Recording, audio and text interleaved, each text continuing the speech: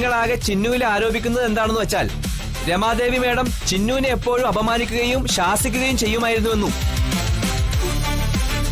അതുകൊണ്ടാണ് ചിന്നു വിഷം നൽകിയതെന്നുമാണ്. ഇത് തന്നെ ചിന്നുവിനും തിരിച്ചു പറയാലോ.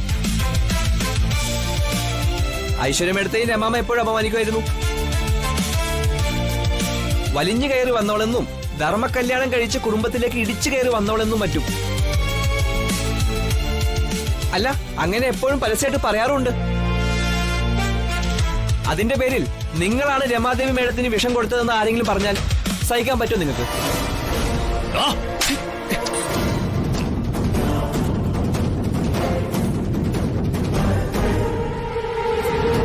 ഇനിയൊരു വാക്ക് പോലും എന്റെ ഐശ്വര്യയെക്കുറിച്ച് മോശമായിട്ട് പറഞ്ഞ പിന്നെ ഇതായിരിക്കില്ല എന്റെ പ്രതികരണം. തല്ലിക്കോ, ഞാൻ തിരിച്ചു തല്ലില്ല.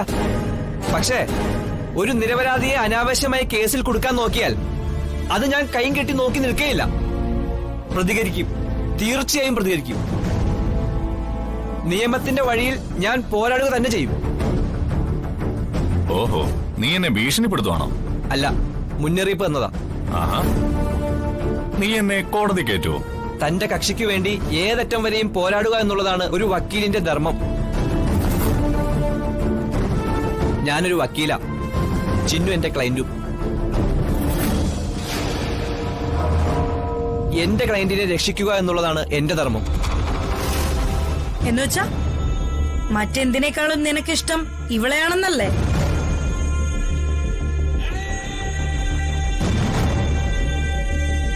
ഞാൻ ആദ്യം തന്നെ തർക്കം നിർത്താൻ എല്ലാവരോടും പറഞ്ഞതാ. ഇതൊരു ഹോസ്പിറ്റലാ. ഇവിടെ എല്ലാവരും സംയമനം പാലിക്കാൻ ബാധ്യസ്ഥരാ. നിങ്ങളത് മറക്കുമ്പോ ബാക്കിയുള്ളവർക്കും ചെയ്യേണ്ടി വരും.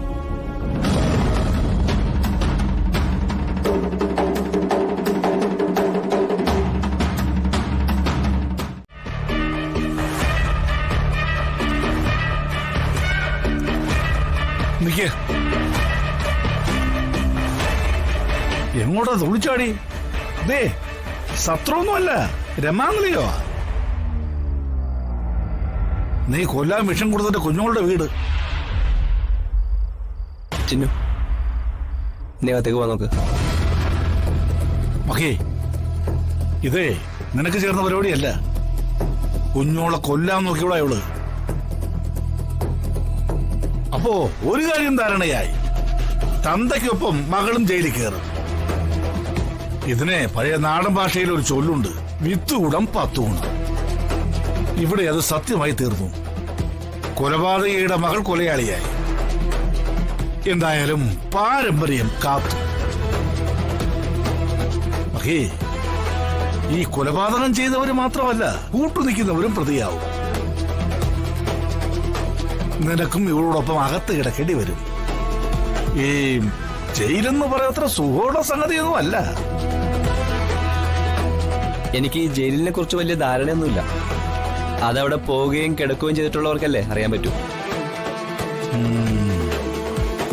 എന്നാലേ അത് നീ അറിയാൻ പോകുന്നേ ഉള്ളൂ.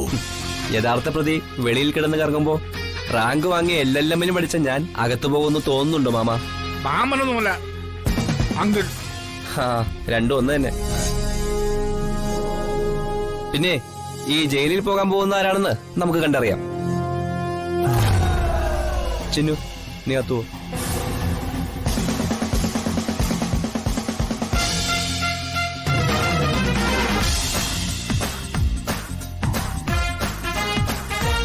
ഇത്രയും സ്നേഹവും കാര്യങ്ങളൊക്കെ ഉള്ള അങ്കിള് അമ്മ ആശുപത്രിയിലായതിനു ശേഷം ഒന്ന് തിരിഞ്ഞു പോലും നോക്കാത്തത് തന്നെ സംശയത്തിന് വക നൽകുന്നുണ്ട്.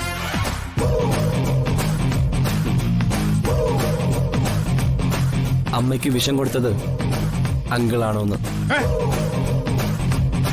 സൂക്ഷിച്ചോ, ഇല്ലെങ്കിലേ ഉണ്ട തിന്നേണ്ടി വരും. ഉണ്ട.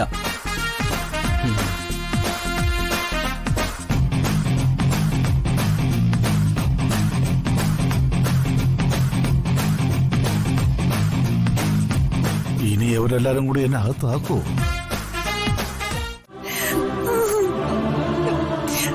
ചന്ദ്രമ്മ, എല്ലാരും എന്നെയാ കുറ്റപ്പെടുത്തുന്ന. ആരായാലും അങ്ങനെ സംശയിച്ചു പോവും മോളെ. അതിൽ തെറ്റ് പറയാൻ പറ്റില്ല. പക്ഷെ ഞാനല്ല രമാദേവി മാഡത്തിന് വിഷം കൊടുത്തത്. അതെനിക്കറിയാം. നീ അങ്ങനെ ഒരിക്കലും ചെയ്യില്ലെന്ന് ഈ ചന്ദ്രാമ്മയ്ക്ക് നന്നായിട്ടറിയാം. പക്ഷെ വേലക്കാരിക്ക് സംസാരിക്കാൻ അവകാശമില്ല. പറയുന്ന ജോലികൾ ചെയ്യുക. കിട്ടുന്നത് ശിക്ഷയായാലും ചീത്തയായാലും കയ്യും കെട്ടി നിന്ന് സ്വീകരിക്കുക. അത് മാത്രമേ പ്രതീക്ഷിക്കാവൂ.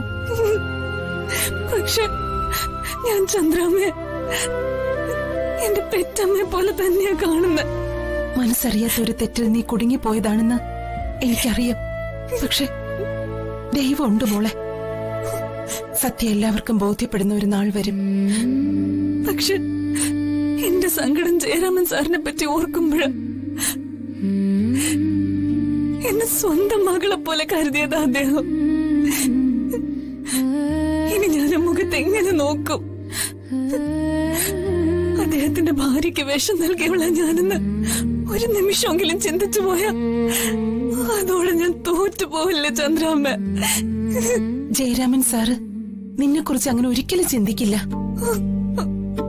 നമ്മളെ പോലുള്ളവരുടെ മനസ്സ് കാണാനും നമ്മുടെ വേദന തിരിച്ചറിയാനുള്ള മനസ്സ് അദ്ദേഹത്തിനുണ്ട്.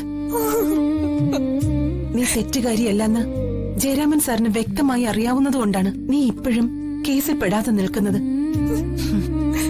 ഇപ്പൊ തന്നെ മോളുടെ മനസ്സ് ആകെ തകർന്നിരിക്കുക. കുറച്ചു നേരം വിശ്രമിക്കാൻ നോക്ക്. മനസ്സൊന്ന് തണുക്കട്ടെ. ചെല്ല്.